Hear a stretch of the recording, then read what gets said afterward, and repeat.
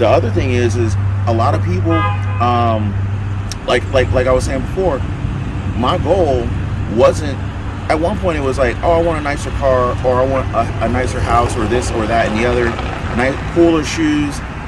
But when my goals shifted to, I want to figure out how do I live on a minority percentage of my income, that's when the game changed. Because it was like, all right, at first, when I first started investing, it was like, yo, I'm going to just start investing $50 a month.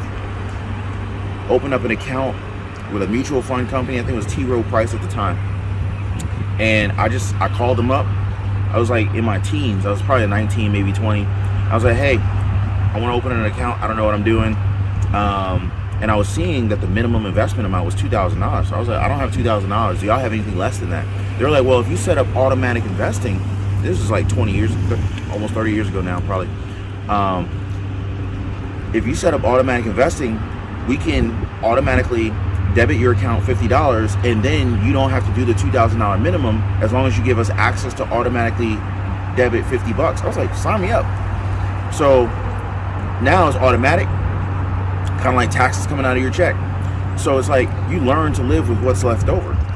But what I learned over time is, all right, if I started with 50, eventually my goal is to bump this contribution rate up to $100. And then how do I bump it up to 150?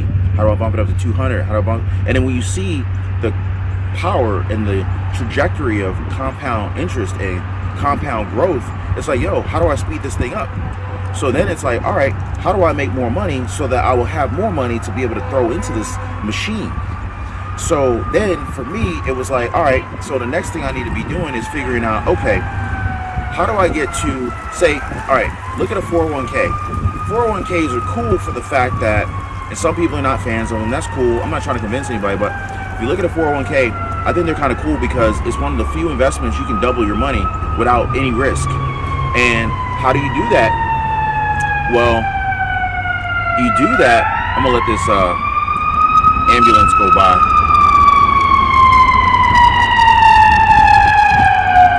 So how do you do that? Well, most companies that offer a 401k generally offer some form of matching. Every company I've ever worked for has matched dollar for dollar up to a certain percentage of your income. So if for easy numbers you make $100,000 a year, 6% is $6,000. So that means that if you contribute $6,000, your employer is going to match your $6,000. You also don't have to put your money in the stock market. I did.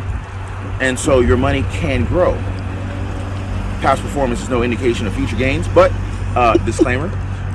But the point is if you just put $6,000 in, you've made $6,000.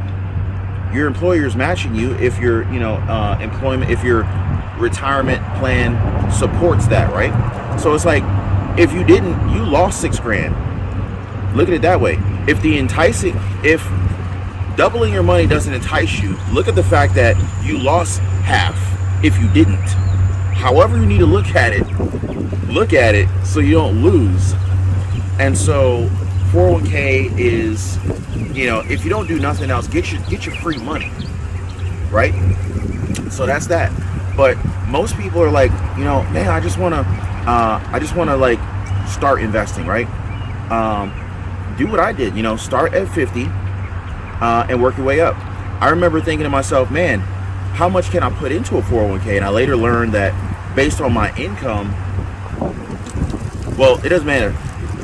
Based on my income, what it is today it's something like $19,500 per year you can put in, and the IRS changes that amount of contribution every year, every other year. They generally adjust it based on inflation.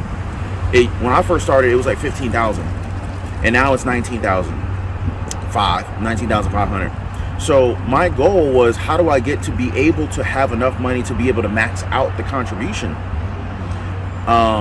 Because it's like I'm looking at these compound interest charts and tables, and I'm like, man, like, wow, if you just put this much in per year, growing at a rate of say 8%, 7%, man, if you did this for 10, 15, 20 years, 25 years, it's amazing how much it can grow into. And you're also not limited to making $19,000 contributions you're only limited from the 401k. You can always go on out and open up a individual brokerage account, and you can put in as much money as you want. You're only limited to how much money you have. So then when I realized that, I was like, well, I need to figure out how do I get more money so I can put more money in, so I can hurry up and get to a point where it earns more, where the money earns more than I can earn. And now it's like, I don't even need to drive this thing. It's just going to keep, you know, snowballing bigger and bigger and bigger as long as I don't touch it. But the fastest way to get there is to figure out how to minimize expenses and maximize contributions as fast as possible. And the other thing is, so one of my goals was I want to max out this 401k. But once I figured out how to do that, that was like, I want to say it was like, let's just say it was like 20% of my income. So that meant I was living off of 80% of my income. So I was like, wouldn't it be cool if I could contribute 50% of my income? So how do I do that? Well, it's a combination of increasing my income and decreasing my expenses, which is the exact opposite of what most people do. Most people get, you know, I was going to say most people get it wrong, but it depends on what your goal is.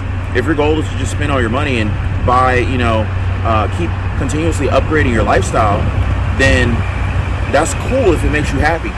But if your goal was like my goal, which was, let me upgrade my lifestyle later when the compound interest and the passive income is paying for it, that's what I was about. Because if you upgrade your lifestyle first, that means you're paying to sustain your lifestyle forever. But if you make your money grow for you, your money is sustaining your lifestyle and you put your feet up. So it's like, is your goal to pedal for the rest of your life? Or are you trying to get to a point where it's all downhill forever? I was looking for the downhill part. Most people, they climbing up the mountain and they trying to let their feet off the pedals too soon, and they're going backwards by buying all. I like this analogy I just came up with.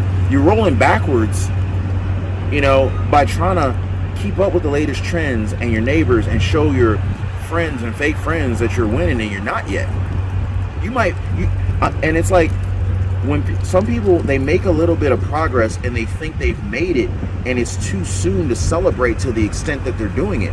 I'm not saying don't have any fun, because I feel like that would make the journey harder. Have some fun, but it's like my mom would always say, everything in moderation. So it's like, if you want to go out there and blow your whole come up, you didn't come up. You came up and then you handed it over to Louis Vuitton and he came up. So unless your goal is to continue to fuel his yacht, you got to make a choice. You got to make a decision. But that's all for today's video. If y'all like this, make sure to drop a like for the video. Also consider subscribing to the channel for more content like this. I'll see y'all on the next one.